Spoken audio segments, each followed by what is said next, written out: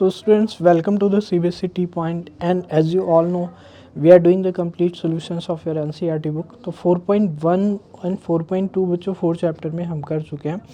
अब हम लोग स्टार्ट करने वाले हैं 4.3 एक्सरसाइज.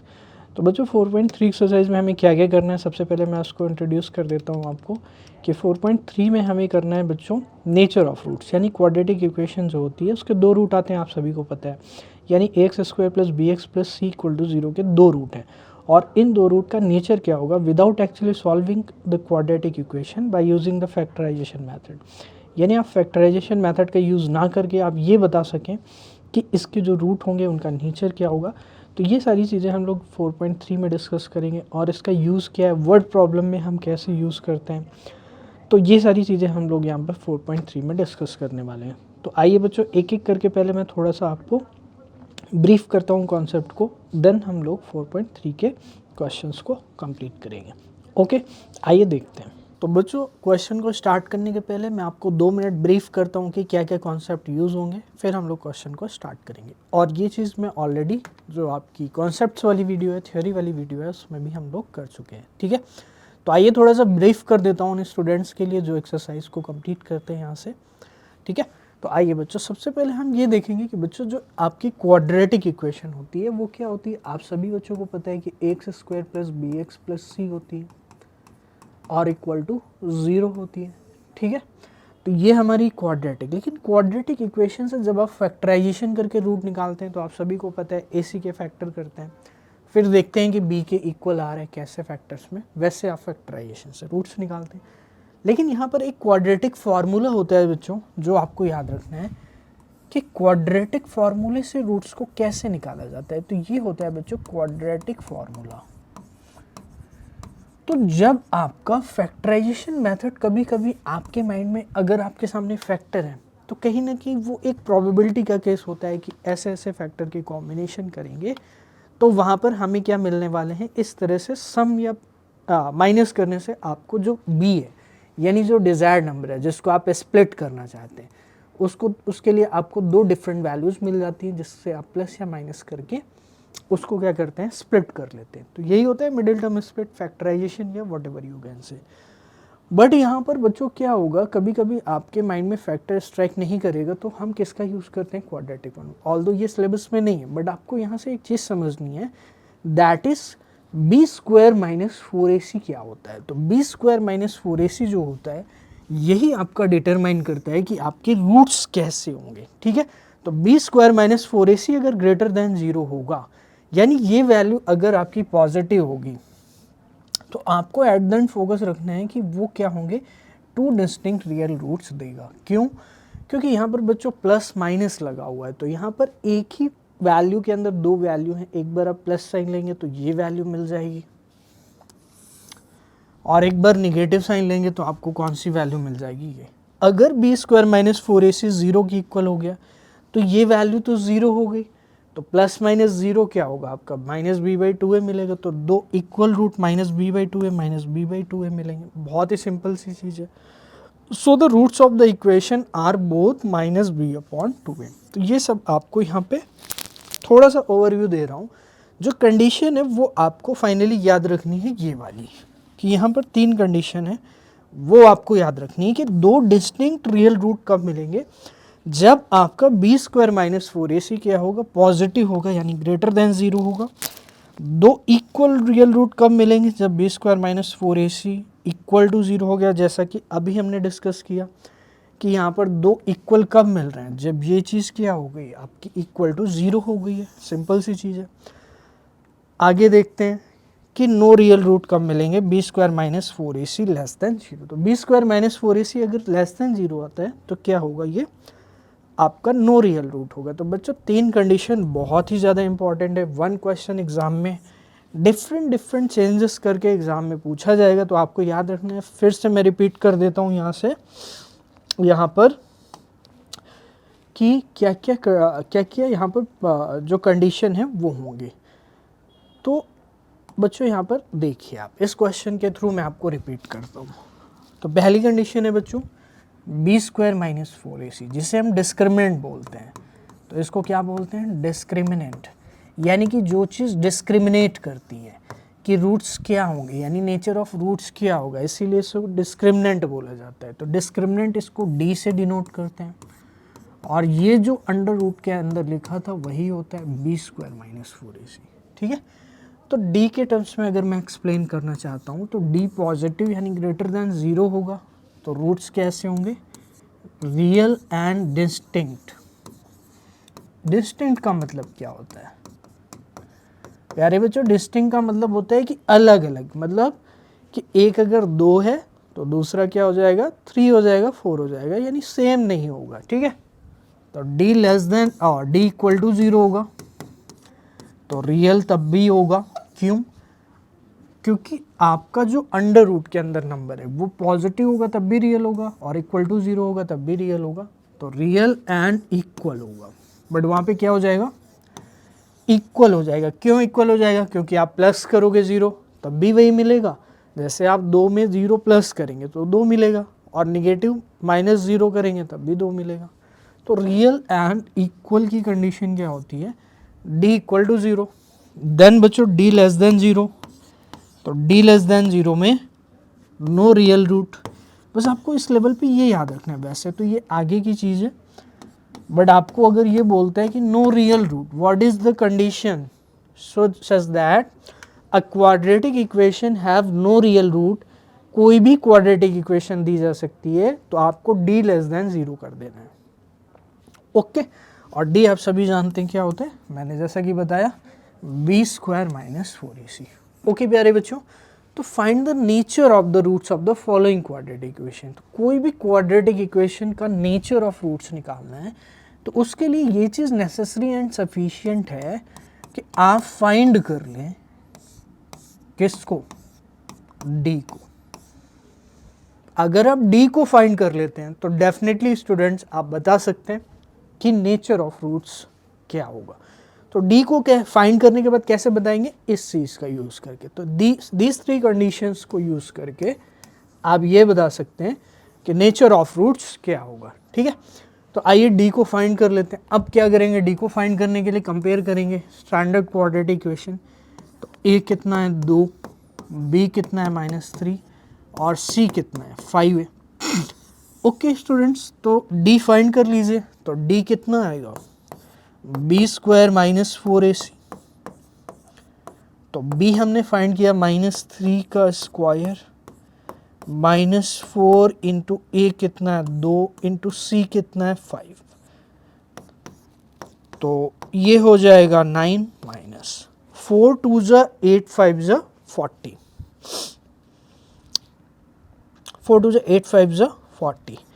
तो बच्चों 9 माइनस 40 कितना होगा, -31। तो -31 कैसा नंबर है, लेस देन 0 है, तो d लेस देन 0 है, वी कैन सी। तो यहाँ पर क्या कंडीशन हो जाएगी आपकी, नो रियल रूट। तो बच्चों ये हो गया आपका फर्स्ट पार्ट। यहाँ पर आपको जो फर्स्ट पार्ट में रूट्स मिलने वाले हैं वो यहाँ पर कोई भी रियल रूट नहीं होगा, ये आपको समझना है। क्यों नहीं होगा, क्योंकि बच्चों यहाँ पर d जो है वो निगेटिव आ रहा है, और d निगेटिव मैंने आपको एक्सप्लेन किया बहुत अच्छे से कि d लेस देन 0 अगर होगा तो वहाँ पे क्या मिलेगा, नो रियल रूट मिलेगा आपको। तो नो रियल रूट, तो जब यहाँ पर आपको ये बोला है कि find the nature of roots of the quadratic if the real root exist, तो यहाँ पे रियल रूट तो एग्जिस्ट ही नहीं कर रहे, तो आप उनको फाइंड भी नहीं कर पाएंगे। और अगर रियल होते यानी d ग्रेटर देन 0 या इक्वल टू 0 होता तो मैं उसको क्या करता, फाइंड करता। तो बच्चों ये नोट कर लीजिए एक बार, फिर हम लोग आगे चलते हैं। बहुत ही सिंपल सी चीज़ है बच्चों, पूरी एक्सरसाइज d पे बेस्ड है, तो आपको d पे ही फोकस रखना है।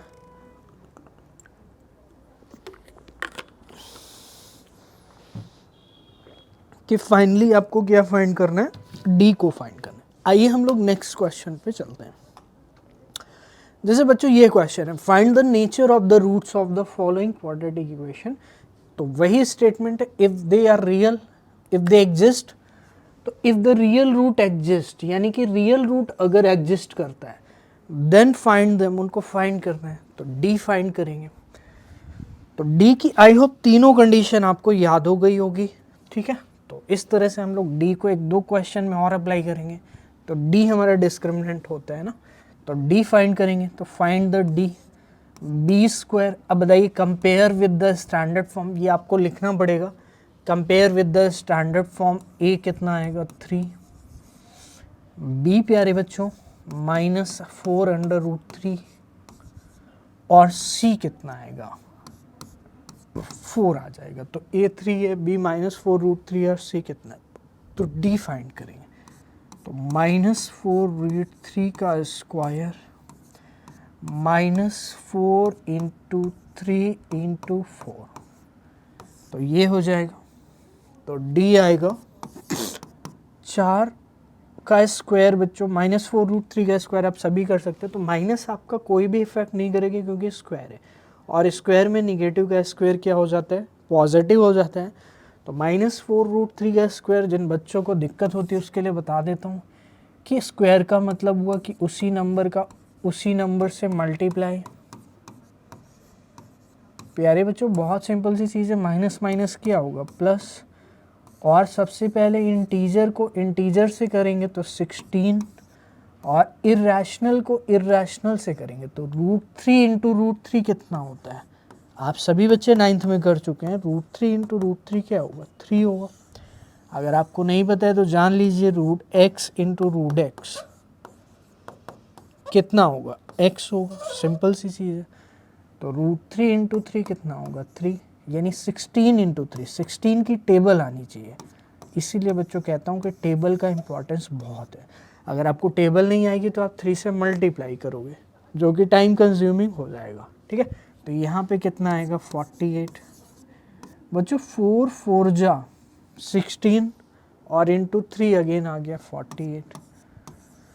तो डेफिनेटली स्टूडेंट्स डी 0 आ चुका है। और डी 0 कौन सी कंडीशन में होता था, डी 0 होता था जब रूट्स आपके रियल एंड इक्वल होते थे। क्या होते थे बच्चों, रियल एंड इक्वल होते थे। तो यहाँ पे रूट्स क्या होंगे, रियल एंड इक्वल हो जाएंगे, कोई दिक्कत नहीं यहाँ पे। और बच्चों लेकिन जब यहाँ पे रियल रूट आ ही चुके हैं, हमने फाइंड कर लिया कि रियल रूट है, तो यहाँ पे लिखा गया है कि फाइंड देम, उन्हें फाइंड करना है। तो अब आइए फाइंड करते हैं, क्योंकि जब एग्जिस्ट करेगा तब फाइंड करना था, ये मैं आपसे पहले भी डिस्कस कर चुका हूँ। तो एक बार इसको नोट कर लेंगे जिससे हम लोग आगे इसको कंप्लीट करेंगे, ठीक है।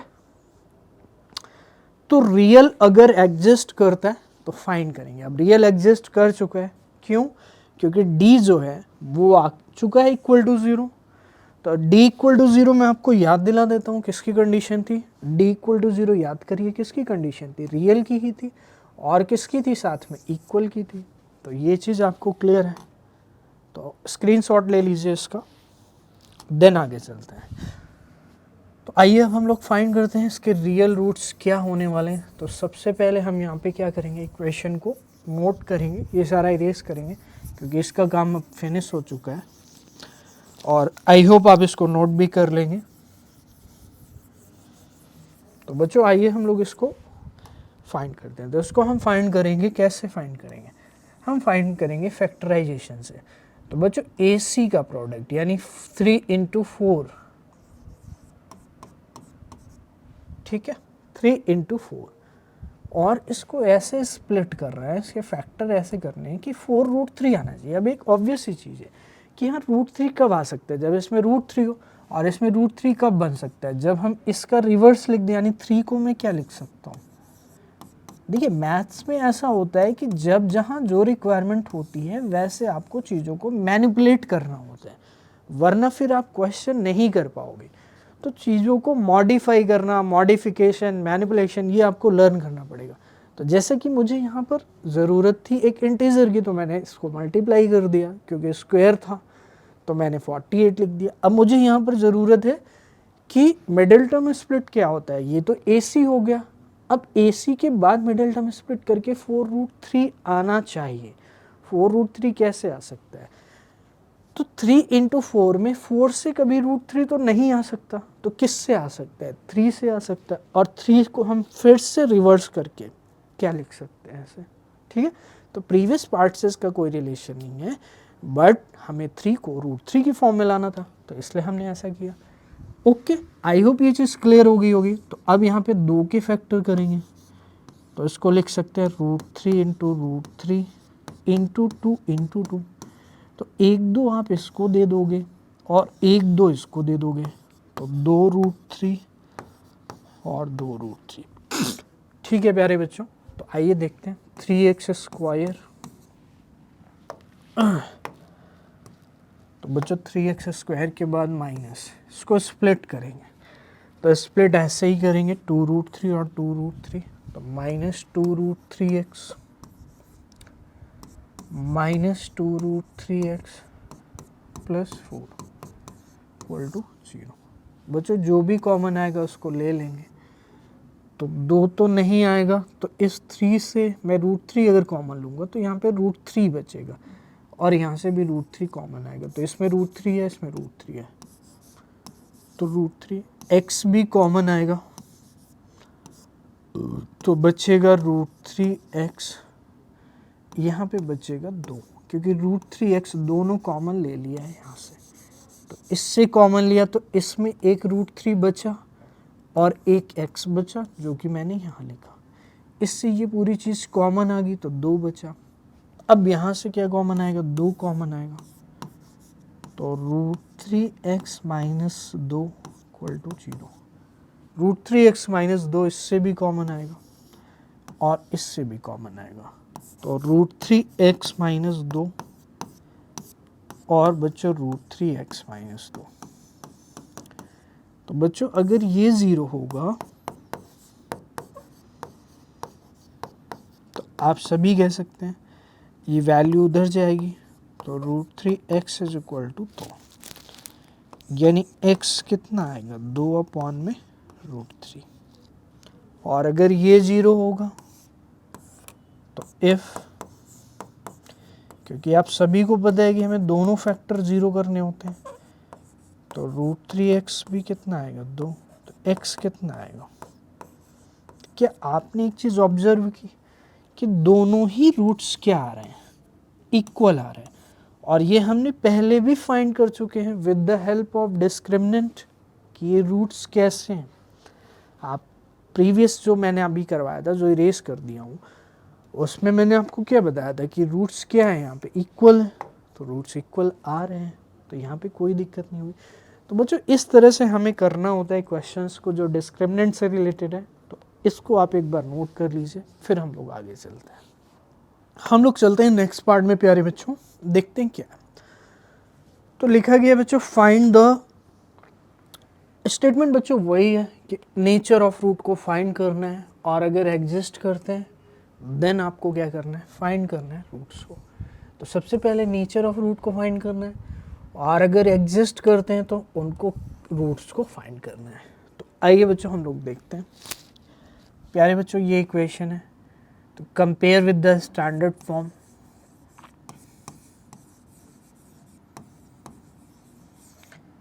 Comparing with the standard form। Standard form क्या होती है, x²। तो बच्चों ये एग्ज़ाम में लिखने का तरीका है जो मैं आपको बता रहा हूँ, तो आई होप आपको अब तक समझ में आ गया होगा कि लिखना कैसे होता है एग्ज़ाम में। ठीक है स्टूडेंट्स, तो जब आप ax² + bx + c से कंपेयर करोगे तो इस तरह से उसको यहाँ लिख देना। तो x² का कॉफिशिएंट क्या है, 2 है, और यहाँ पे a है, तो a = कितना होगा, 2। देन b हमेशा विथ साइन -6, इतना आई होप आपको आता होगा। अब नाउ डिस्क्रिमिनेंट d को फाइंड करेंगे, जो कि क्या होगा, b² - 4ac। ठीक है डियर स्टूडेंट्स, b² - 4ac। प्यारे बच्चों b² यानी -6 का स्क्वायर, -4 इंटू a 2 है और c कितना है, 3 है, तो ये होगा 36 - 4 2 जा 8 3 जा 24, तो 36 - 24 यानी कितना आ जाएगा, 12। और 12 कैसा नंबर है, पॉजिटिव नंबर है तो d ग्रेटर देन 0 किसकी कंडीशन होती थी? रियल एंड डिस्टिंक्ट की।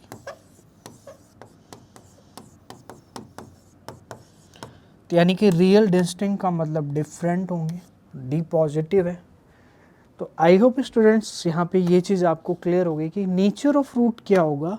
सो the nature of root since the b square minus 4ac is greater than 0, आपको यहाँ पे लिखना पड़ेगा लैंग्वेज कि आप लिख लोगे। आई होप मैं आपको बता देता हूँ कि जो बी स्क्वायर माइनस 4ac है वो ग्रेटर देन 0 है।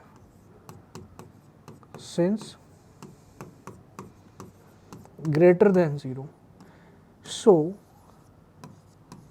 द रूट्स विल बी, तो द मैंने यहाँ पे 2 बार लिख दिए हैं, just a second. So the roots will be, उसके बाद क्या लिखेंगे? Real and distinct. तो ये चीज़ क्लियर होगी। अब आपसे ये बोला है कि if they are real then find them, तो एक बार इसको नोट कर लीजिए, फिर हम लोग फाइंड करते हैं।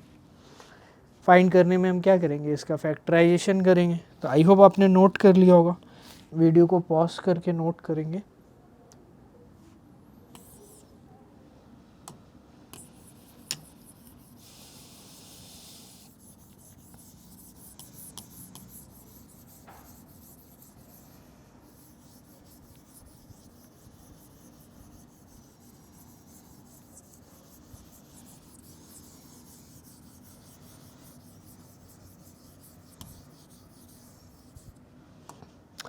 तो आइए मिडिल टर्म स्प्लिट कर देते हैं। तो 2 और 3 है बच्चों, तो AC हमारा क्या हो गया? 2 × 3, यानी यहाँ पर 2 × 3 कितना आएगा आपका? 6। अब 6 के ऐसे फैक्टर कि यहाँ पर -6 आ जाए, तो क्या पॉसिबल हो सकते हैं 6 के ऐसे फैक्टर? ठीक है, 6 के ऐसे फैक्टर जिससे -6 आ जाए, तो डेफिनेटली स्टूडेंट्स आप कितनी भी कोशिश करेंगे 6 के ऐसे फैक्टर पॉसिबल नहीं हो पाएंगे। तो जब पॉसिबिलिटी नहीं होती फैक्टराइजेशन की, तो स्टूडेंट्स मैंने आपको बताया था हम यूज़ करते हैं क्वाड्रेटिक फार्मूला का। तो मैं आपको एक बार क्वाड्रेटिक फार्मूला बता देता हूँ, क्योंकि इस क्वेश्चन का आंसर आप तभी निकाल सकते हैं जब आपको क्वाड्रेटिक फार्मूला पता हो। तो बच्चों क्वाड्रेटिक फार्मूला बहुत ही सिंपल है, आप 1-2 बार प्रैक्टिस करोगे तो चीज़ें समझ में आ जाएंगी, इसमें कोई भी दिक्कत नहीं होगी। तो क्वाड्रेटिक फार्मूला मैं आपको एक बार स्लाइड में ही दिखा देता हूँ। जो स्लाइड है हमारी वो यहाँ पर थी, जो हमने डिस्कस किया था बच्चों। स्लाइड में मैंने आपको दिखाया था कि क्वाड्रेटिक फार्मूला, ये देखिए, आप क्वाड्रेटिक फार्मूला याद करिए, ये होता है बच्चों क्वाड्रेटिक फार्मूला। आप इसको नोट कर लेना, दिस इज क्वाड्रेटिक फार्मूला, यानी x is equal to -b plus minus. तो इससे हमें क्या मिलता है? ये डायरेक्ट हमें रूट्स दे देता है, किसी भी क्वाड्रेटिक इक्वेशन के रूट्स। आपको फैक्टराइजेशन करने का मन नहीं है, तो आप इसमें इसको रख देंगे ABC की वैल्यूज़, फिर आप वेरीफाई कर लेंगे। जैसे एक क्वेश्चन मैं आपको करके दिखाता हूँ यहाँ पर बच्चों, फैक्टराइजेशन से भी करता हूँ और क्वाड्रेटिक फार्मूले से भी करता हूँ। ठीक है, तो मान लीजिए बच्चों एक क्वाड्रेटिक इक्वेशन ले लेता हूँ, x² - 5x और +6 = 0। तो ये मेरे पास क्वाड्रेटिक इक्वेशन है। तो यहाँ पे मैं ये करूँगा फैक्टराइजेशन मेथड। तो थोड़ा सा इक्वेशन मैं इधर कर लेता हूँ, जिससे ये चीज़ बहुत ही अच्छे से क्लियर हो जाएगी। तो यहाँ पे हमारे पास जो गिवन क्वाड्रेटिक इक्वेशन है, गिवन क्वाड्रेटिक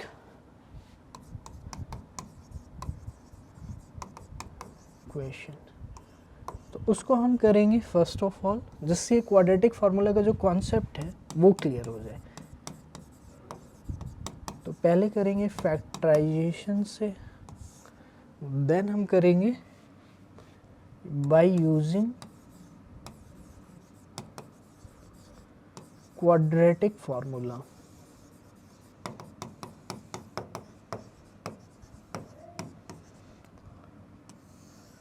तो फैक्टराइजेशन, अब देखिए गिवन क्वाड्रेटिक इक्वेशन क्या है। गिवन क्वाड्रेटिक इक्वेशन है बच्चों x² माइनस, ये मैंने अपनी तरफ से लिया एग्जाम्पल, तो ये हमारी गिवन क्वाड्रेटिक इक्वेशन है। तो फैक्टराइजेशन से कर लेते हैं एक बार, फिर देखते हैं। तो दोनों मेथड से करने का पर्पज़ यही है कि आपको ये चीज़ समझ में आ जाए, जो क्वाड्रेटिक फार्मूला हम लोग यूज़ करने जा रहे हैं यहाँ पर वो एकदम सही है। तो x² minus 5x plus 6 equal to 0। Factorisation में 6 के ऐसे फैक्टर जिससे उनका सम क्या आ जाए -5, तो -2 और -3। तो x² minus 2x minus 3x plus 6 equal to 0। x common आएगा, x -2 -3 कॉमन आएगा, इससे -3 और इससे x इक्वल टू 0। पूरे से x -2 कॉमन आएगा, x -3 इक्वल टू 0। तो अगर ये 0 होगा तो ये सारी चीज़ें आप कर लेंगे, तो x कितना आएगा, 2 आएगा। और अगर x -3 0 होगा तो x कितना आएगा, 3 आ जाएगा। ठीक है, ये चीज़ क्लियर हो गई।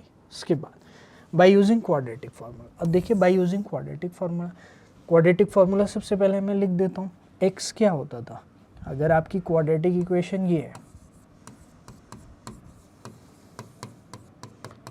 तो x क्या होता था, अभी हमने क्वाड्रेटिक फार्मूला आपको बताया था, तो यही फार्मूला लिख देना है। मैं आपको लिख के दिखा देता हूँ, -b plus minus under root b² minus 4ac upon में 2a 2a ये होता है। आप देख लीजिए, -b plus minus under root b² minus 4ac upon 2a।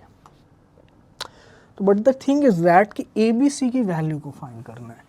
तो आप कंपेयर करेंगे स्टैंडर्ड इक्वेशन को, जो गिवन इक्वेशन है उससे। तो ये हमारी a क्या आएगा, यहाँ पे 1 आएगा। क्यों, क्योंकि x² के बगल में कुछ भी नहीं है, तो कुछ भी अगर नहीं होता तो क्या होता है, 1 होता है। कंपेयर करते समय ये सब आपको आता होगा, तो 1 यहाँ पर है, तो 1 ये हो गया। b क्या है, -5 है, और c क्या है, b -5 है, और c कितना है, 6 है। तो बच्चों ABC हमें पता चल गया। अब इस इक्वेशन में पुट करेंगे तो c हमारा 6 है, आप इसको 0 मत समझ लेना, ये 6 है। तो ये चीज़ क्लियर है, ओके। तो आइए x को फाइंड करते हैं। तो -b, तो माइनस ऑफ b खुद ही माइनस है, तो -5 plus minus under root b² यानी -5 का स्क्वायर -4ac, तो a1 है, और बच्चों c कितना है, 6 है, और अपॉन में क्या होता है, 2 इंटू a यानी 1। तो मैं एक बार फिर से b² -4 इंटू a, तो a कितना है, 1, क्योंकि a 1 है। आई होप ये चीज़ क्लियर है। और c कितना है, c कितना है, c आप देख सकते हैं, c 6 है। तो बस इसको सॉल्व करेंगे तो x is equal to minus into minus क्या होगा, प्लस, यानी 5 होगा, प्लस -5 का स्क्वायर 25, 4 इंटू 6 24, और अपॉन में 2। तो x 5 प्लस माइनस 25 माइनस 24 कितना होगा, 1 अपॉन में। तो बच्चों बस यहीं तक आपको सॉल्यूशन वाला पार्ट करना है, ठीक है। और इसके बाद हम लोग लेंगे एक बार प्लस साइन को और एक बार माइनस साइन को, तो 2 वैल्यूज मिलेंगी, जैसे कि हमें यहाँ पर मिली थी 2 वैल्यूज, ठीक है। तो यहाँ पे क्या करना है, टेकिंग प्लस साइन। तो बच्चों ये क्वाड्रेटिक फार्मूला का एक्सप्लेनेशन जो मैंने बहुत ही अच्छे से आपको एक्सप्लेन किया, तो I hope it will be very much understandable to you, there is no problem in this up till now. तो टेकिंग प्लस साइन, तो प्लस साइन को लेंगे तो 5 प्लस 1, ये दोनों ही x की वैल्यू आएंगी। एक बार प्लस साइन लेंगे तो 5 प्लस 1 6/2 यानी कितना आ जाएगा, 3। नेक्स्ट होगा टेकिंग माइनस साइन, 5 माइनस 1/2 4/2। तो बच्चों जो फाइनल आंसर है वो क्या है, ये फाइनल आंसर है स्टूडेंट्स, आपको क्या याद रखना है, ये याद रखना है। So this is your final answer. 3 और 2 आपके क्या होंगे, फाइनल आंसर हो जाएंगे। तो बच्चों ये चीज़ आपको आई होप क्लियर हो गई होगी कि जो हमारे आंसर आने वाले हैं वो क्या है, 3 और 2। और बच्चों आप यहाँ भी देख सकते हो कि 3 और 2 यहाँ पर भी है और 3 और 2 यहाँ पर भी है। तो ये फैक्टराइजेशन मेथड था और ये है आपका बाय यूजिंग क्वाड्रेटिक फॉर्मूला। आगे चलते हैं बच्चों, हम लोग जो ओरिजिनल क्वेश्चन है उसको देखते हैं। तो इस तरह से बच्चों हमें टाइम लेकर आपको हर एक चीज़ को एक्सप्लेन कर रहा हूँ, तो डेफिनेटली आप वीडियो को लाइक करेंगे और समझ में आ रहा होगा आपको भी कि यहाँ पर कैसे हम कर रहे हैं। तो डेफिनेटली स्टूडेंट्स, जब फैक्टराइजेशन पॉसिबल नहीं होता तब हमारे पास ब्रह्मास्त्र होता है, दैट इज़ क्वाड्रेटिक फार्मूला। हमारे पास यही एक मेथड बचता है जिससे हम क्वेश्चन को कंप्लीट कर सकते हैं, जिससे हम उसके रूट्स को क्या कर सकते हैं, फाइंड कर सकते हैं। तो जैसा कि बताया क्वाड्रेटिक फार्मूला फिर से एक बार याद दिला देता हूँ। तो आप क्वाड्रेटिक फार्मूले को याद कैसे करोगे, आपको बड़ा लग रहा होगा, तो मैं चलिए आपके लिए स्मॉल बना देता हूँ।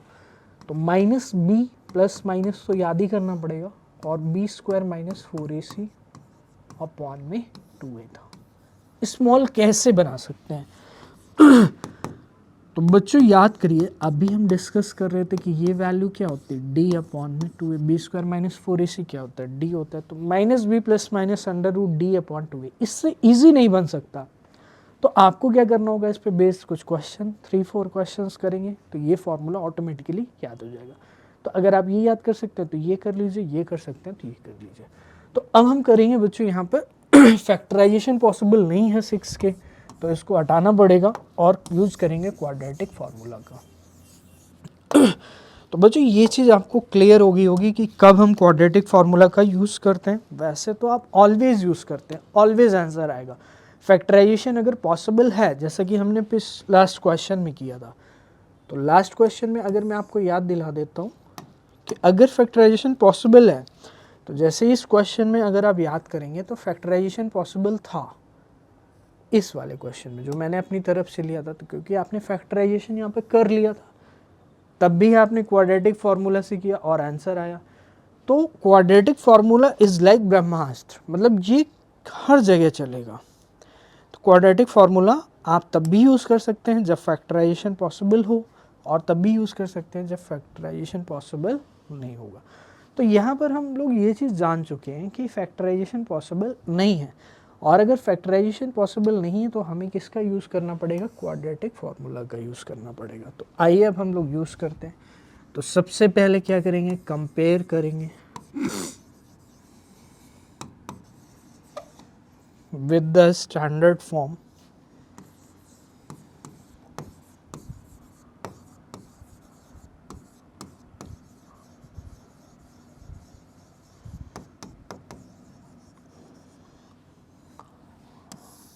कंपेयर करेंगे तो a कितना है,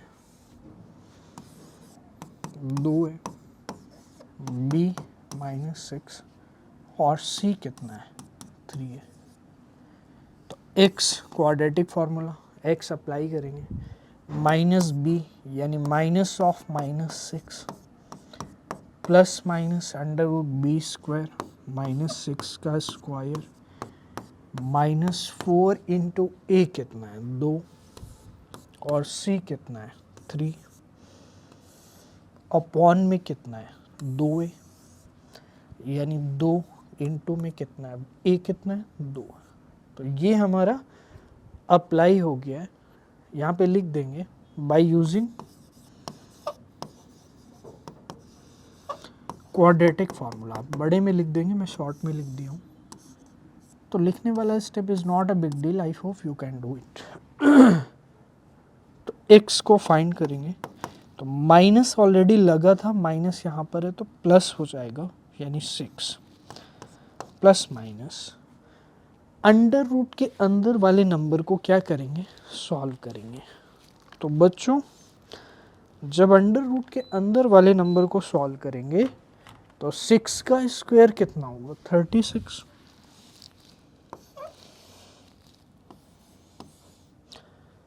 4 2 जा 6 3 जा 18, तो 18 अपॉन में 4। तो इतना आपने नोट कर लेना है। उधर वाला पार्ट में इरेज कर देता हूँ, ये आप पहले नोट कर लेना वीडियो को पॉज करके। वैसे इसमें कुछ नोट करने वाली चीज़ नहीं, बस ये आपको याद करने का तरीका मैंने आपको बताया था। ओके स्टूडेंट्स, तो आइए हम लोग इसको करते हैं फिर आगे कंप्लीट।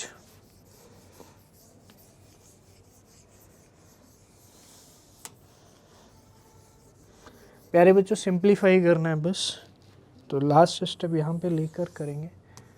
तो x की वैल्यू आएगी 6 प्लस माइनस 36। तो बच्चों यहाँ पे एक छोटी सी मिस्टेक मुझे माफ़ करना, वो ये है कि 24 होगा। क्या होगा 24? क्यों? क्योंकि 4 2 जा 8 3 जा क्या होता है 24, तो 36 माइनस 24, 36 माइनस 24 कितना आएगा? देखिए आपने क्या निकाला था d, इसके पहले आपने d 12 ही निकाला था और वही आ गया है 4। तो बच्चों ये फाइनली आ गया है, बट इसको क्या और सिंप्लीफाई कर सकते हैं? तो डेफिनेटली और सिंप्लीफाई कर सकते हैं। आप 12 को लिख सकते हैं अंडर रूट 12 को लिख सकते हैं 2 अंडर रूट 3। अब ये कैसे? क्योंकि ये आपका 4 है और ये आपका 3 है, तो 4 का अंडर रूट तो 2 बाहर आ गया, लेकिन 3 का नहीं निकल सकता, तो 3 अंदर। तो 6 plus minus 2 under root 3 upon में 4। तो x बच्चों आएगा, 2 कॉमन आ जाएगा ऊपर से, तो 2 कॉमन आएगा तो यहाँ पे बचेगा 3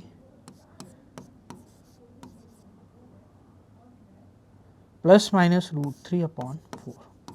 तो 2 से काट देंगे 2 बार, 3 plus minus under root 3 upon में 2। तो एक बार प्लस साइन ले लेंगे और एक बार माइनस साइन ले लेंगे। तो जब प्लस साइन लेंगे तो x कितना आएगा 3 प्लस रूट 3 अपॉन 2, और जब माइनस साइन लेंगे तो क्या आएगा 3 माइनस रूट 3 अपॉन में। तो बच्चों यही x की 2 वैल्यूज़ निकल कर आएंगी क्वाड्रेटिक इक्वेशन की, जो कि फैक्टराइजेशन से निकालना पॉसिबल नहीं था।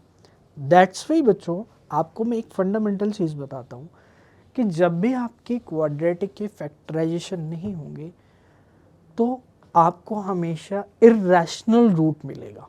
आप देख सकते हो ये इर्रेशनल है और ये भी इर्रेशनल है। तो यानी कि फैक्टराइजेशन पॉसिबल तब नहीं होगा जब अंडर रूट वाली चीज़ परफेक्ट स्क्वायर नहीं होगी। क्यों? क्योंकि कहीं ना कहीं अगर उसको इर्रेशनल होना है तो अंडर रूट के अंदर अगर परफेक्ट स्क्वायर बनेगा तो वो इरेशनल कभी नहीं हो सकता। क्यों? क्योंकि अंडर रूट निकल आ जाएगा, तो यहाँ पे अंडर रूट फिनिश हो जाएगा और इरेशनल होना सिर्फ अंडर रूट में ही पॉसिबल है। तो अंडर रूट के अंदर जो चीज़ है वो परफेक्ट स्क्वायर नहीं है। आप देख सकते हो 12 आया है, लेकिन बच्चों अगर आप इस वाले क्वेश्चन में आपने ध्यान दिया हो, जो मैंने आपको अपनी तरफ से लेकर बताया था ये वाला, आप अगर ध्यान दोगे तो यहां पर अंडर रूट के अंदर वाली चीज यानी 1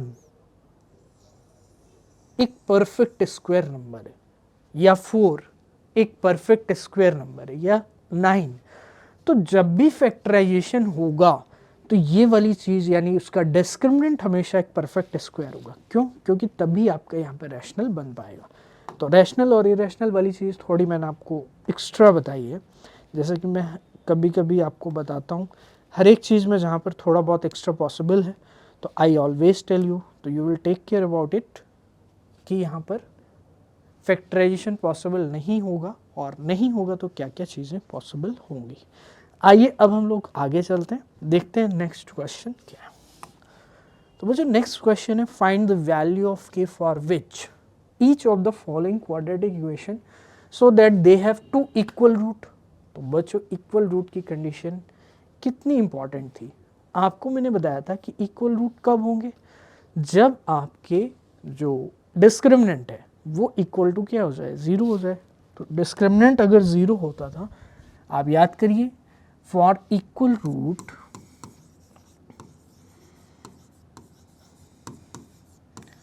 जो डिस्क्रिमिनेंट होता था यानी डी, वो इक्वल टू क्या हो जाता था, तभी तो वहां पे दो इक्वल वैल्यू मिलती थी और वो क्या होती थी -b/2 है। आप याद करिए यही तो होता था। I am so sorry, -b/2 है। आपको मैं याद दिला देता हूँ, अगर आप ध्यान से देखेंगे बच्चों इस क्वाड्रेटिक वाले स्लाइड में, ये देखिए यहाँ पे क्या था, b² - 4ac = 0, देन -b/2 है और -b/2 है, तो ये रूट हैं बट इक्वल तो हैं, हमें इक्वल से मतलब है, -b/2 से आपको टेंशन नहीं लेना है। So the roots of the quadratic equation are both same, तो दोनों सेम हो जाएंगे। तो ये जो इक्वेशन होती है इसके दोनों अगर आप रूट्स निकालेंगे तो वो क्या आएंगे, यही आएंगे। तो बस आपको याद रखना -b/2 आपको थोड़ा सा आर्बिट सा लग रहा होगा कि ये क्या है, तो बस आपको ये याद रखना है कि -b/2 इक्वल रूट की कंडीशन है कब, जब क्वाड्रेटिक इक्वेशन ये होती है। क्वाड्रेटिक इक्वेशन में a b तो कांस्टेंट है ना, तो कहीं ना कहीं x की जो वैल्यू आएगी वो क्या आएगी आपकी, रैशनल आ सकती है या फिर इंटीजर आ सकती है, ठीक है। तो ये होती इक्वल रूट की कंडीशन। तो आइए हम लोग इस क्वेश्चन में अप्लाई कर देते हैं। कंडीशन क्या है, तो बच्चों इक्वल रूट की कंडीशन को अप्लाई करेंगे। तो फॉर इक्वल रूट d = 0, तो compare with the standard form a 2 है, b k है और c क्या है, 3 है। तो a 2 है, b k है और c क्या है, 3 है। कंपेयर कर लेंगे तो d हमारा क्या होना चाहिए, b² - 4ac, तो b² क्या होगा, k² -4, a कितना है 2 और c कितना है 3, तो ये इक्वल टू किसके होना चाहिए, 0। तो k² - 4 2 ज़ा 8 3 ज़ा 24, तो k² हमारा किसके आएगा 24, तो k क्या आएगा बच्चों, ±√24।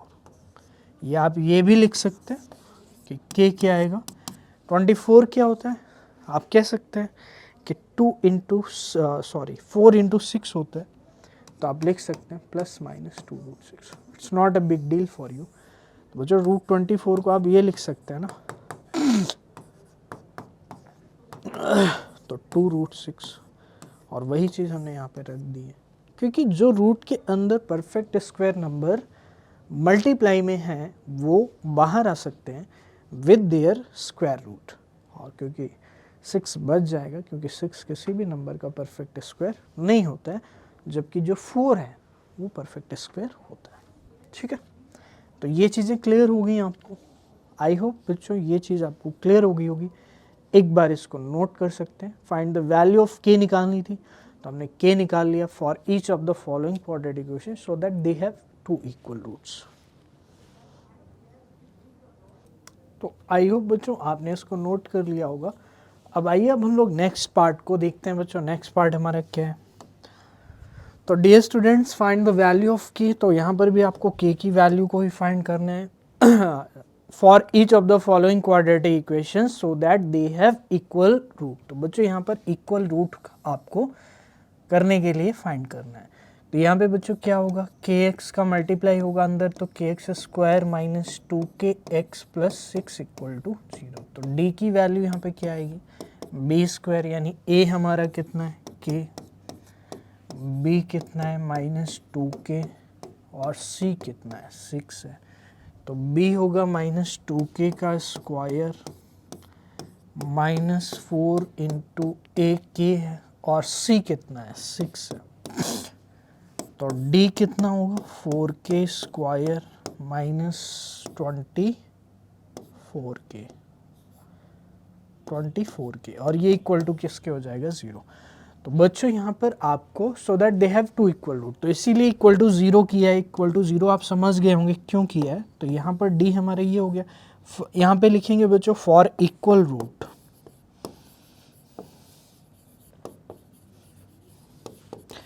d d must be equal to 0। तो d हमारा 0 होना चाहिए। तो d हमारा क्या है बताइए।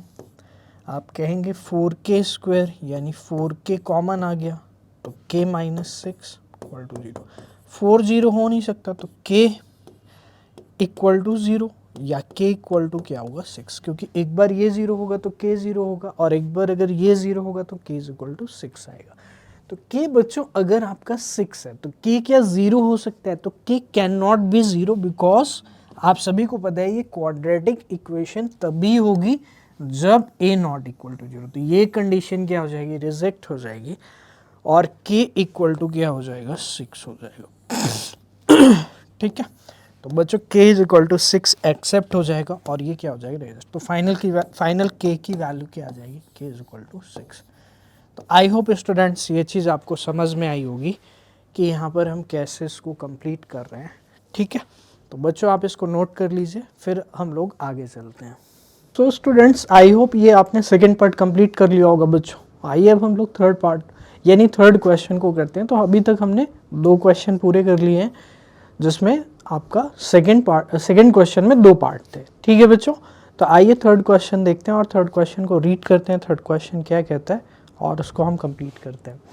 तो प्यारे बच्चों दिया गया है, is it possible to design a rectangular mango grove. तो आपको क्वेश्चन का एक्चुअली यहाँ पर नेचर समझना है बच्चों कि इज इट पॉसिबल, क्या ये पॉसिबल है to design a rectangular mango Grove.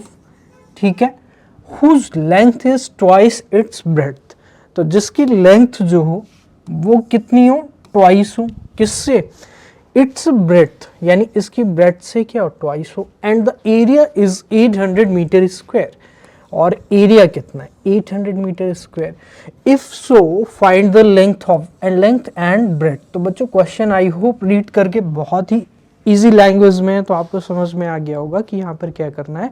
तो बेसिकली स्टूडेंट्स करना क्या है, क्या ये पॉसिबल है डिज़ाइन करना एक rectangular mango grove whose length is twice the breadth. तो ये सारी चीज़ें तो होगी प्रीवियस जैसे, लेकिन सबसे इंपॉर्टेंट चीज़ है कि how will we decide the possibility. हम पॉसिबिलिटी को कैसे डिसाइड करेंगे कि ये पॉसिबल होगा या फिर नहीं होगा।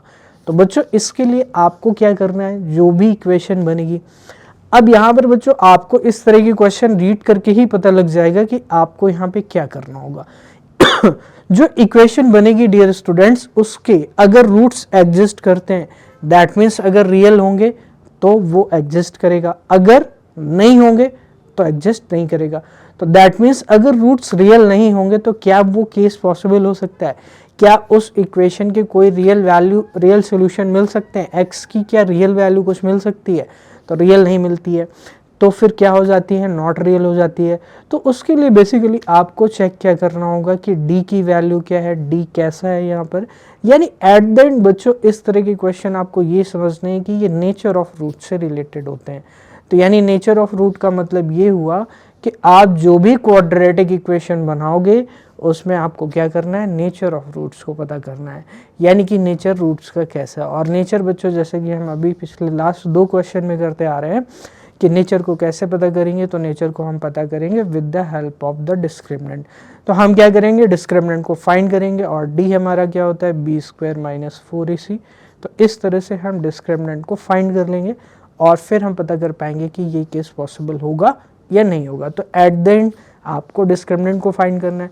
अगर रियल रूट आ जाते हैं तो डेफिनेटली फिर आपको लेंथ एंड ब्रेथ को फाइंड करना पड़ेगा। लेकिन अगर डिस्क्रिमिनेंट आपका नेगेटिव आ जाता है, जैसे कि 3 कंडीशन मैंने डिस्कस किया आपके साथ अभी, तो डिस्क्रिमिनेंट अगर नेगेटिव आ जाता है तो वहाँ पर बच्चों क्या होगा, रियल रूट नहीं होगा, और रियल रूट अगर नहीं होगा तो आप उसको फिर फाइंड नहीं कर पाएंगे, यानी कि फिर आपको क्या करना है, पॉसिबिलिटी नहीं होगी, ये सिर्फ बता देना है। तो आइए बच्चों हम लोग देखते हैं यहाँ पर जो क्वेश्चन दिया गया है उसके अकॉर्डिंग हम चीज़ों को यहाँ पे क्या करेंगे, फॉर्म करेंगे। तो जो लेंथ है वो ट्वाइस है ब्रेथ की, तो लेट्स आप ब्रेथ कर लीजिए, लेट द ब्रेथ बी कितनी, x। तो ब्रेथ जो है बच्चों वो x है, ठीक है। एंड लेंथ के रिगार्डिंग आप क्या कहोगे, तो बच्चों जैसा कि आपको दिया गया है कि जो लेंथ है वो कितनी है, 2x है, लेंथ कितनी है, 2x है। तो लेंथ आपकी ट्वाइस है किससे, ब्रेड्थ से। तो ब्रेड्थ से अगर ट्वाइस होगी तो बच्चों एरिया आप आराम से यहाँ पे निकाल सकते हो। आप सभी को पता है कि ये रेक्टेंगुलर शेप है और जो रेक्टेंगुलर शेप होती है उसका एरिया क्या होता है बच्चों, L इंटू बी होता है। तो L आपका कितना है बच्चों 2x और B कितना है यहाँ पर x है, जैसा कि हमने लेट किया था। तो बहुत ही सिंपल सा चीज़ है कि जो एरिया होगा वो क्या होगा 2x इंटू एक्स, यानी मैं ये कह सकता हूँ कि 2x का स्क्वायर क्या होगा बच्चों 800, क्योंकि आपको दिया है कि the area is 800 metre square. तो एक्स स्क्वायर क्या होगा 800 अपॉन में 2, यानी ये हो जाएगा 400। प्यारे बच्चों एक्स स्क्वायर अगर 400 है तो एक्स की जो वैल्यू है वो क्या हो जाएगी 20 आप यहाँ पे लिख देंगे। क्यों, क्योंकि आप सभी को पता है कि जो 400 होता है उसका स्क्वायर रूट क्या आएगा 20 आएगा। अब यहाँ पर ऑब्वियसली मैंने नेगेटिव नहीं लिया है क्योंकि जो लेंथ है वो कभी भी नेगेटिव नहीं हो सकती। तो x की वैल्यू 20 आ गई, तो मैं कह सकता हूँ ब्रेड्थ कितनी होगी 20, और यहाँ पर डियर स्टूडेंट्स आपकी जो लेंथ हो जाएगी वो क्या हो जाएगी 40 मीटर।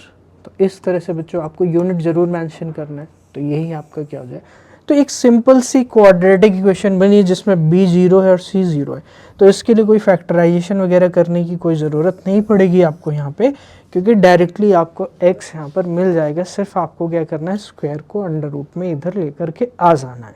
तो बहुत ही सिंपल सा क्वेश्चन था। आई होप स्टूडेंट्स ये आपने समझ गए होंगे कि मैंने यहाँ पर कैसे किया है। तो आइए अब हम लोग नेक्स्ट पार्ट को करते हैं, नेक्स्ट यानी क्वेश्चन नंबर 4 को करते हैं। लेकिन आप इसको क्या करेंगे नोट कर लेंगे पहले।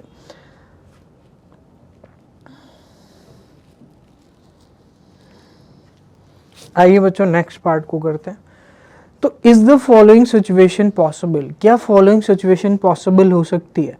If so determine their present ages, the sum of the ages of two friends is 20 year, यानी दो फ्रेंड हैं उनके एजेस का सम क्या है 20 है। And 4 year ago the product of their edges in years was 48। तो 4 ईयर एगो की कंडीशन दी गई है और the sum of the ages of two friends दिया गया है। तो बहुत ही इजीली बच्चों इसको हम बना सकते हैं प्रॉब्लम की जो इक्वेशंस है।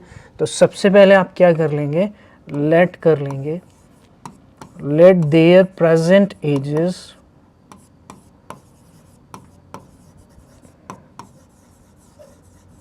be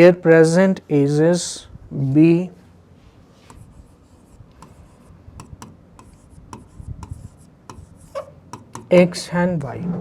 तो the sum of the ages of two friends is 20 year. तो बच्चे उनका sum according to given information या अकॉर्डिंग टू क्वेश्चन आप कुछ भी लिख सकते हैं। तो उनका जो सम होगा यानी x प्लस वाई वो कितना हो जाएगा 20 हो जाएगा। ठीक है। 4 year ago the product of their edges in year was 48। तो अब 4 ईयर एगो की अगर हम बात करते हैं तो बच्चों ये भी 4 ईयर एगो कितने का रहा होगा x माइनस 4 का, और ये बंदा जो है वो भी कितने ईयर का रहा होगा y माइनस 4 का। तो इन दोनों का जो प्रोडक्ट है, ये इक्वेशन भी अकॉर्डिंग टू क्वेश्चन ही हम लोग लिख रहे हैं, तो इन दोनों का जो प्रोडक्ट है वो कितना हो जाएगा 48 हो जाएगा। तो बस स्टूडेंट्स आपको क्या करना है सिंपल सब्स्टिट्यूशन कर देना है। जो आपकी इक्वेशन नंबर 1 है इससे y निकाल करके यहाँ पे रख देना है।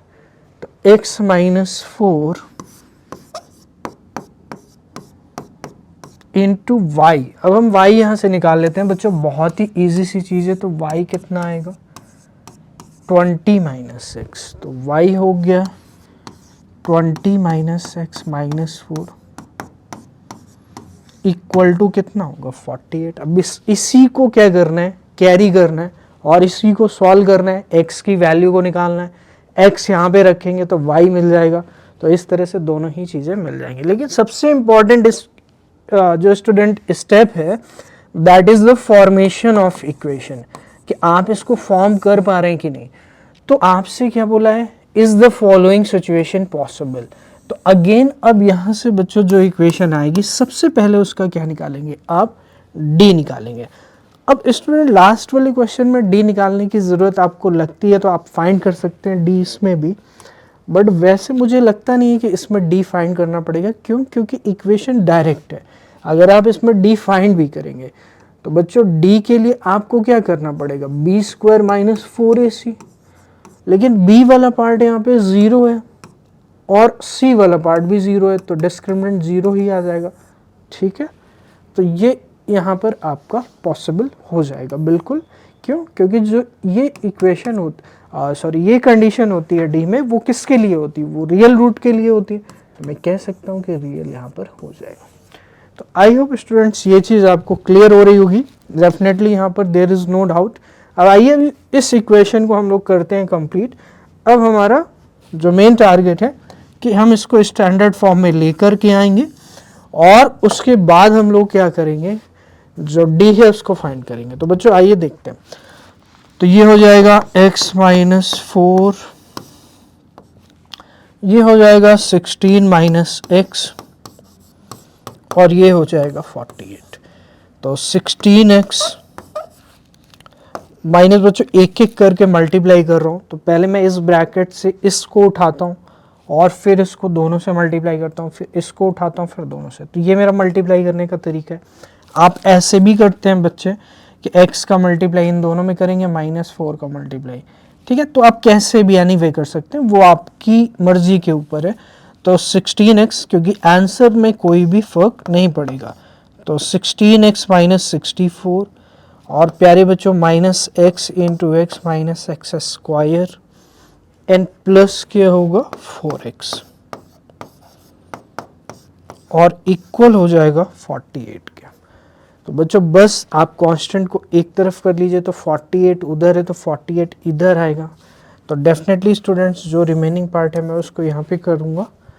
तो डेफिनेटली सबसे पहले हम माइनस एक्स स्क्वायर को लिखेंगे, देन देखेंगे x का पार्ट कितना है। तो 16 यहाँ पे, 4x यहाँ पे, तो 20x और 64 माइनस 48, तो आराम से करेंगे 64 और 48 दोनों माइनस में, तो पहले प्लस करके बाद में हम क्या लगा देंगे माइनस। क्यों? क्योंकि ये वैल्यू प्लस में है तो इधर आएगी तो माइनस में हो जाएगी। तो 64 यानी 8 एंड 4 कितना होगा 12, 1 आएगा, 6 4 10 11। तो बच्चों ये हो जाएगा आपका -112 इक्वल टू 0। तो ये हमारी स्टैंडर्ड अभी भी नहीं है, तो माइनस हम कॉमन ले लेंगे। तो definitely students x square minus 20x plus 112 equal to 0। प्यारे बच्चों ये हमारी इक्वेशन है। अब आप इससे क्या करेंगे, डी को कैलकुलेट करेंगे और देखेंगे क्या डी रियल आ रहा है, और अगर डी रियल आ रहा है तो ये सिचुएशन पॉसिबल होगी, और डी रियल नहीं आ रहा है तो पॉसिबल नहीं होगी, तो हम उस चीज़ को फिर डिटरमाइन भी नहीं कर पाएंगे। तो on the basis of the D V will declare all the things कि डी हमारा क्या है। तो डी निकाल लेते हैं।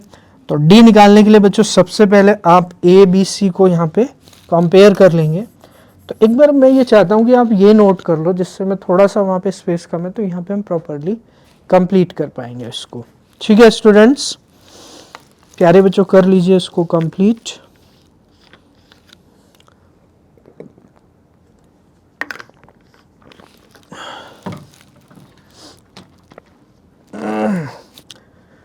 तो आइए अब हम लोग करते हैं इसको आगे।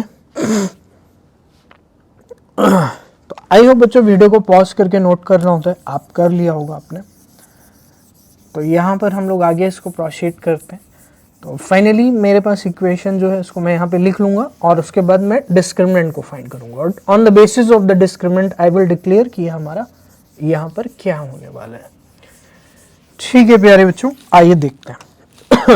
तो एक्स स्क्वायर माइनस 20x और प्लस 112। ए हमारा बच्चों कितना है 1 है, बी कितना है -20 है, और सी कितना है 112 है। तो डी निकालेंगे, तो बी स्क्वायर माइनस 4ac, तो डी क्या होगा बी स्क्वायर -20 का स्क्वायर -4 इंटू ए कितना है 1 इंटू सी कितना है 112। तो -20 का स्क्वायर बच्चों क्या होगा 400 होगा, प्लस का होगा क्योंकि माइनस का क्या हो जाता है स्क्वायर में प्लस हो जाता है। और बच्चों ये -4 इंटू 1 तो मैं कह सकता हूँ 4 इंटू 1 तो 4 ही होगा, और इंटू 112 करेंगे तो 4 2 ज़ा 8, 4 1 ज़ा 4, 4 1 ज़ा 4, तो ये हो जाएगा -48। अब बच्चों डी हमारा देख सकते हैं लेस देन 0 आ गया, तो लेस देन 0 क्या इंडिकेट करता है कि नो रियल रूट होंगे। तो डियर स्टूडेंट्स अगर यहाँ पर नो रियल रूट है तो डेफिनेटली आप कह सकते हैं कि यहाँ पर आप क्या करेंगे, डिटरमाइन नहीं कर पाएंगे। क्यों? क्योंकि यहाँ पर कोई भी रियल रूट एग्जिस्ट नहीं करेगा। उसका रीज़न ये है कि जो डी आया है आपका वो निगेटिव आ चुका है, तो यानी कि this situation can not be possible. तो लिखेंगे the situation can not be possible because the equation quadratic equation is having no real root. यहाँ पर डिस्क्रिमिनेंट इसका क्या हो जाएगा 0 हो जाएगा, तो 0 की वजह से यहाँ पर क्या हो जाएगा नो रियल रूट हो जाएगा।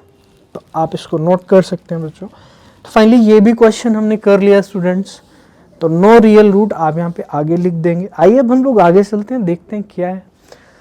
तो is it possible to design a rectangular park, तो बच्चों पार्क की बात की गई है, of perimeter 80 metre and area 400 metre square. तो क्या ये पॉसिबल है डिजाइन करना एक रेक्टेंगुलर पार्क?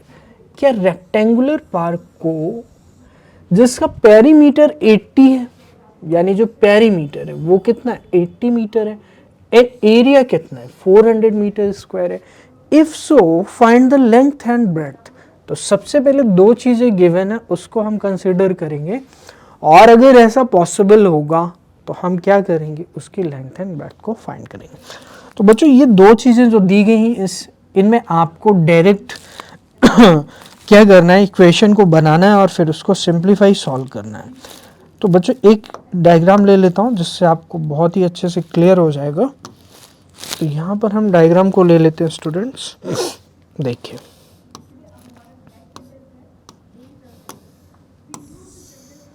तो ये रेक्टेंगुलर पार्क मैंने ले लिया है और इसको कर देते हैं इधर जिससे हमें स्पेस मिल जाएगा। तो यहाँ पर बच्चों जो लेंथ है आप उसको क्या लेट कर लो, अभी फिलहाल के लिए थोड़ी देर के लिए x लेट कर लो, और जो उसकी ब्रेड्थ है उसको थोड़ी देर के लिए आप क्या लेट कर लो y लेट कर लो। तो x एंड y हो गया। अब पेरीमीटर आप मुझे बताइए, अगर ये रेक्टेंगुलर पार्क है तो इसका पेरीमीटर किसके इक्वल होगा? आप सभी जानते हैं 2 into L plus B. Perimeter क्या होता है 2 इंटू एल प्लस बी। तो पेरीमीटर क्या होगा, दैट मीन्स 2 इंटू एल को मैंने x लिया है और b को क्या लिया y लिया, और वो इक्वल है 80 के। एरिया 400 मीटर स्क्वायर, यानी एरिया जो फर्स्ट इक्वेशन तो ये बनेगी, सेकंड क्या बनेगी एरिया। अब बताइए एरिया क्या होता है, एरिया होता है L into B. What is area of the rectangle, that is L into B, यानी x इंटू वाई। कितना होगा बच्चों 400। तो ये हमारे पास कहानी आ जाती है। अब इसके बाद बच्चों हम क्या करेंगे, एक इक्वेशन से y की वैल्यू को फाइंड करें, मतलब y की वैल्यू निकालेंगे और इसमें पुट करेंगे, जैसे कि हम सब्स्टिट्यूशन में करते थे। सब्स्टिट्यूशन मेथड आपको पता होगा। तो बच्चों यहाँ पर देख लेते हैं, इसको y निकालते हैं। तो सबसे पहले मुझे बताइए x प्लस वाई की अगर हम बात करें तो 80 अपॉन में कितना आएगा 2, यानी कितना आएगा 40 आएगा। तो यानी कि x प्लस वाई कितना आएगा 40 आएगा। तो definitely students it is clear to you. तो x प्लस वाई कितना आएगा 20 आएगा, सॉरी 40 आएगा। तो मैं कह सकता हूँ y कितना आएगा 40 माइनस एक्स आ जाएगा। बच्चों y कितना आ जाएगा 40 माइनस एक्स आ जाएगा। तो I hope it is clear and very much visible to you.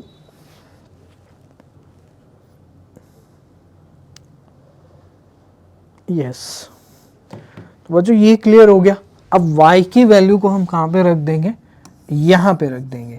तो put the value of y, जैसे हम सब्स्टिट्यूशन में करते थे, सिंपली y की वैल्यू को यहाँ पे रख देंगे। तो x into 40 minus x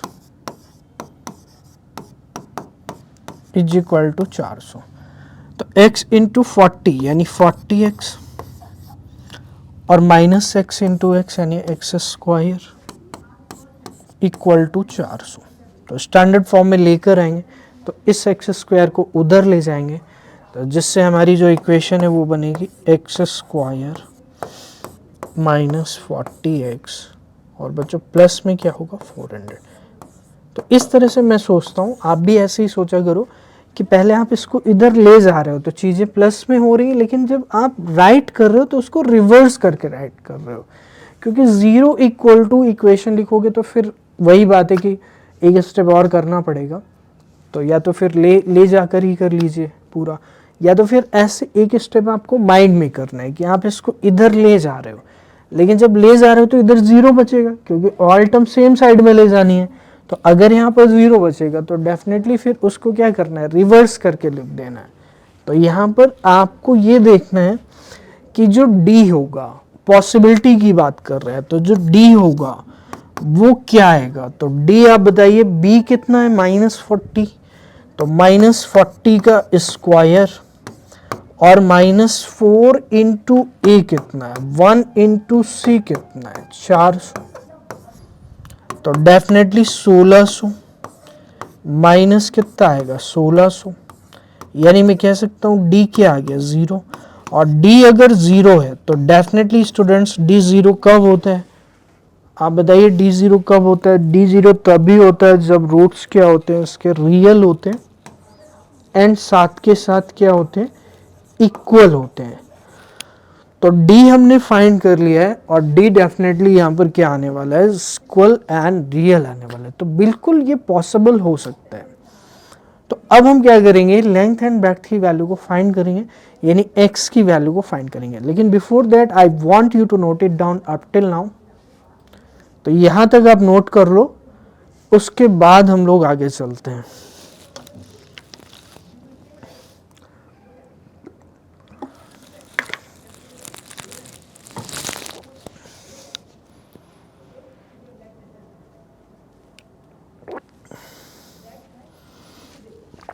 I hope प्यारे बच्चों आपने नोट कर लिया होगा इसको, वीडियो को पॉज करके। तो अब हम लोग इस इक्वेशन को रखेंगे यहाँ पे, हमें डी पता चल गया कि इक्वल टू 0 है। इसका मतलब है कि ये सिचुएशन पॉसिबल हो सकती है, और अगर ये पॉसिबल हो जाएगी तो डेफिनेटली फिर हम क्या करेंगे, इसको जो लेंथ एंड ब्रेड्थ है उसको फाइंड कर लेंगे। ठीक है, तो आइए देखते हैं। ठीक है बच्चों,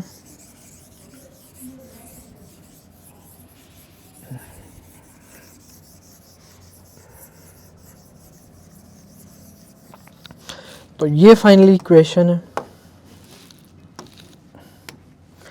एक्स स्क्वायर -40x, ठीक है स्टूडेंट्स, और प्लस 400। तो 400 अब जैसे कि सभी को पता है कि फैक्टराइजेशन से करेंगे, तो बच्चों फैक्टराइजेशन से अगर आप करोगे तो 400 क्या सब फैक्टर जिनका सम क्या हो 40 हो, तो बहुत ही सिंपल सी चीज़ है, 20 और कितना हो जाएगा 20। तो मैं कह सकता हूँ x square -20x minus 20x plus कितना होगा 400 इक्वल टू 0। तो x कॉमन ले लिया, x -20, 20 कॉमन ले लिया, x -20 इक्वल टू 0। तो x -20 फिर अगेन पूरी इक्वेशन से कॉमन आएगा और x -20 यहाँ पर आएगा इक्वल टू 0। तो मैं ये कह सकता हूँ x -20 का स्क्वायर क्या होगा 0। ये फिर इंडिविजुअली भी कर सकते हैं, अगर आपको ये नहीं करना है तो आप इसको हटा दीजिए। तो इंडिविजुअली अगर आप करेंगे तो आप क्या बोलेंगे कि ये अगर 0 होगा तो x 20 आएगा, और अगर ये 0 होगा तब भी x कितना आएगा 20 आएगा। तो x अगर हमारा 20 है और x प्लस वाई कितना था 40 था, तो x प्लस वाई अगर 40 था तो हमने y क्या निकाला था 40 माइनस x, तो y कितना आएगा 40 माइनस 20, यानी प्यारे बच्चों कितना आ जाएगा 20। तो y हमारी ब्रेड्थ थी। तो मैं ये कह सकता हूँ क्या ये ऐसी सिचुएशन है जहाँ पर लेंथ एंड ब्रेड्थ दोनों ही क्या आ रही है, इक्वल आ रही है।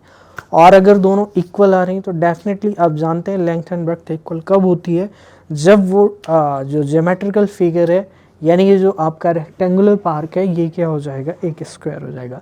लेकिन स्क्वायर भी क्या होता है आपका, एक रेक्टेंगल होता है जिसमें लेंथ एंड ब्रेड्थ क्या होती है, इक्वल होती है। लेकिन रेक्टेंगल क्या होता है, स्क्वायर कभी भी नहीं होता। तो ये थोड़ी बहुत चीज़ें आपको याद रखनी है, तो कंफ्यूज नहीं होना है। तो हो सकता है आपको यहाँ पे आंसर फाइंड करके जब आप एग्जाम में करें तो हो सकता है थोड़ा सा कंफ्यूज होना है, but all rectangle are all square are rectangle. तो स्क्वायर भी क्या होगा, रेक्टेंगल होगा, लेकिन कभी भी वाइसी वर्सा इसका ट्रू नहीं होगा। तो ये आई होप आपको क्लियर हो गया हो, आप इसको नोट कर सकते हैं। ओके तो बच्चों डेफिनेटली यहाँ पर लेंथ एंड ब्रेड्थ क्या आ जाएगी आपकी 20 एंड 20 आ जाएगी, यहाँ तक आपको कोई दिक्कत नहीं होगी। तो बच्चों ये हमारी फिनिश हो जाती है 4.3 एक्सरसाइज, और डेफिनेटली हमने ऑल एक्सरसाइज को कंप्लीट कर लिया क्वाड्रेटिक इक्वेशन में। तो आपको बच्चों डेफिनेटली ये एक्सरसाइज बहुत ही अच्छे से समझ में आई होगी, और मैं उम्मीद करता हूँ बच्चों इस तरह के जो सॉल्यूशंस की जो मैं करवाता हूँ ये आपको काफ़ी ज़्यादा हेल्पफुल होंगे। आप इसको अपने फ्रेंड्स के साथ शेयर कर सकते हैं, अगर उनको दिक्कत आ रही है सॉल्यूशन में तो डेफिनेटली फिर इसको यहाँ से कंप्लीट कर सकते हैं।